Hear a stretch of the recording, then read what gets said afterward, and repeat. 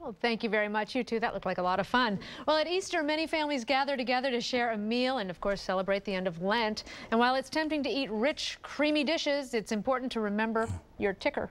Dr. Michael Fenster is an interventional cardiologist, and he's also a pro in the kitchen. Good to have you back. Thanks. Always great to be here. This is a great time of year, isn't it? It's a wonderful time of year. There's so much great produce and stuff out there, some fresh veggies and things, and delicious lamb to celebrate Easter. And we've got an amazing cherry balsamic lamb that I guarantee you is bad to the bone. Oh, no so mint jelly here. That is a bad joke. So Very bad. I'll stick to the cooking. So we've got our rack of lamb here, and we're just going to go ahead and season that with a little salt and a little bit of pepper, and then you can go ahead and put that aside. We're going to get working on our cherry balsamic mixture here. If you can go ahead and stir, I'm going to add some shallots. I'm here for you.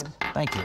You always are. I appreciate that. And we're going to season again. All right. And we just want to soften that, so we just want to cook it for about 2 minutes or so. And once that's softened up, we're going to add the rest of our mixture here, a little balsamic vinegar. So far, so good. I have all these ingredients. And I have some cherries, and I've rehydrated some dried cherries in a little cherry liqueur. Oh. And you can always use fresh cherries, too. I've got a little bit of mustard here. No pits. No just pits. Cherries. A stick of cinnamon and a little rosemary. Oh, isn't that good? Then we want to bring that up to a boil.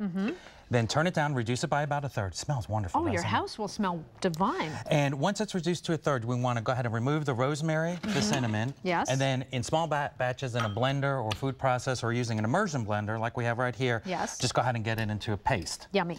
Then once it's cool enough to handle, very technically, you smear it all over the lamb. Use that schmear. And put that in a Ziploc bag in the ice box at least 4 hours, preferably overnight. Let those flavors get together and mingle, have a good time. Perfect. You can cook it in the oven. You can put it on the grill. We actually smoked it with some applewood. It absolutely fantastic, adds another layer of flavor. Oh, look at that. Whatever way you decide to cook it, while it's cooking, we can go ahead and work on our vegetables while it's cooking. So we're going to add a little pearl onion here, some peas, and some carrots. All these wonderful, fresh springtime veggies. And again, we're going to season just a little bit. Should I have this element on, do you think? Yes, you should. Okay, let's do that. That always makes it cook a little bit faster. It sure does. That makes a big difference. That really helps. And go ahead and let that cook. And then we're going to go ahead and toast our couscous before we...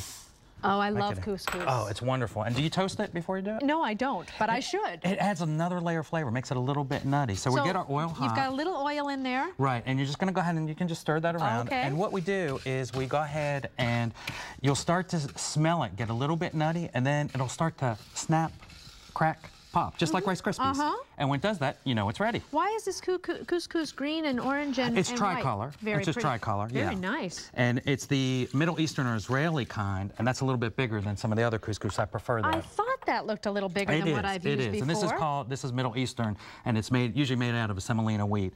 Once this pops, then we go ahead and we cover it, let it sit for about 8-10 minutes or so, then fold in our veggies and fold in a little bit of mint. That's going to tie everything together. And the way I like to go ahead and plate it is we're going to get this delicious, and this is where, you know, you don't need the rich sauces. You've got all these great springtime flavors, and go ahead and load up on the couscous. It's so rich in the veggies. Is couscous a better side dish than a potato, or is it more, is it healthier? It's a different type of starch, and well, we've cooked it very healthily, so there's no rich sauces or anything like that.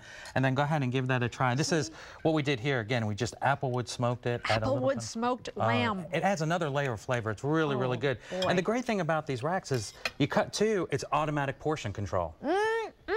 Oh, Dr. Michael Fenster, thank you very, very much. Oh, my pleasure. daytimeonline.tv for this recipe. Happy Easter. Yeah, still to come. You'll probably want to get some wine to go with that Easter meal. Absolutely. We've got some great suggestions just ahead, so don't go away.